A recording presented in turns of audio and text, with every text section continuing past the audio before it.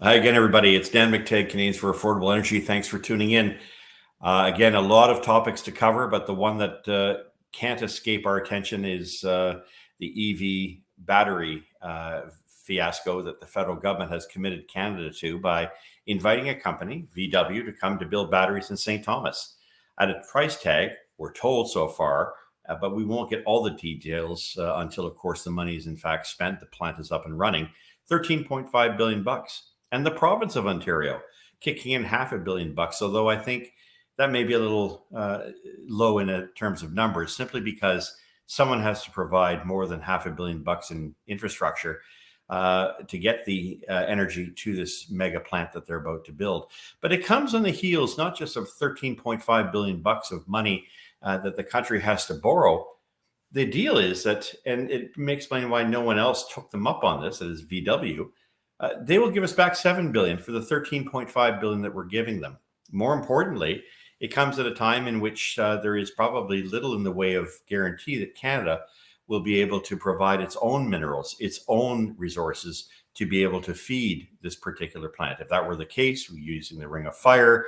We know that mining permits in Canada can take anywhere from 5 to 10 to 15 years. This plant is supposed to be up and running in the next 4 or 5 years, if not sooner. And so it begs the question, where's the material coming from? Because if it's a battery plant, it's obviously going to be assembling or using minerals from around the world. And so far, as luck would have it, the only country that really has an advantage, and it's a 10-year advantage, is China.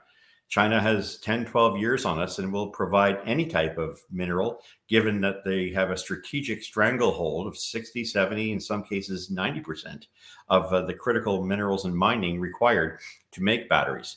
That aside, we have to look at the fact this government isn't just talking about 13.5 billion bucks. Earlier this week, we heard a report from the Department of Environment and Sustainable Future that we have, or whatever they call it these days, and climate change, that Canada's emissions continue to rise.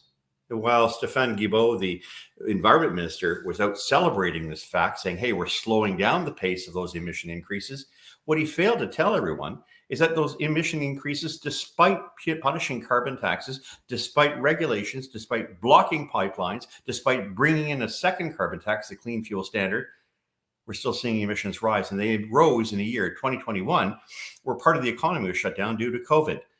So I think when we consider that the government is putting out billions, tens of billions of dollars of your money, borrowing much of that money for future generations with zero to show for it, you sort of have to call them on it and really ask the question, what is really behind the scheme, the green scheme, that would have a clean energy industry subjected to the kind of attacks by this government, driving up the cost of living for everyone, including food, which notably is not coming down anytime soon. One has to look at some of the more professional people in this in that field, folks like Dr. Sylvain Charlevoix, who has talked, endlessly about the increasing inflationary effect on the price of food, but no doubt a connection to energy.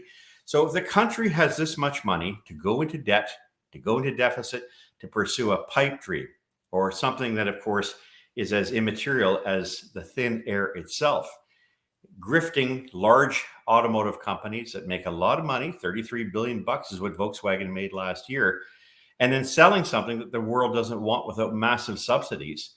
Something that can't exist without massive subsidies for the infrastructure, something that can't be built without subsidies.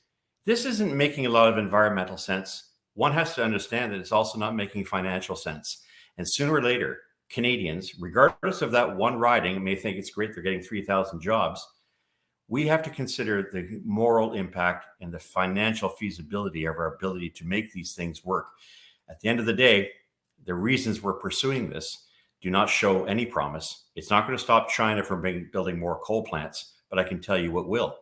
Canada being able to sell more LNG, sell a lot more of its products, and build an energy infrastructure in this country that allows us to cash in, as it were, or at least get exceptions under the various agreements that we've signed that would say if Canada can sell cleaner energy like natural gas to the rest of the world, then that ought to be counted against its own emissions. Of course, this is something that's too complicated for the federal Liberals and their friends in the NDP.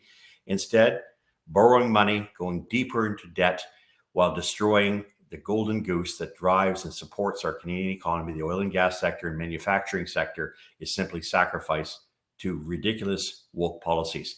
At the end of the day, this is a price that we cannot pay and should not pay. And Canadians we should have every expectation that Canadians push back on these terrible policies that are not very well thought out.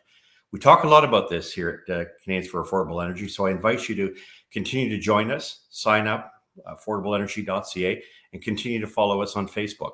That way we can continue to get that message out that Canada needs to get back on track with a government that's committed to pragmatism and reality, not fanciful ideas based on the idea that somehow what we exhale is destroying the planet.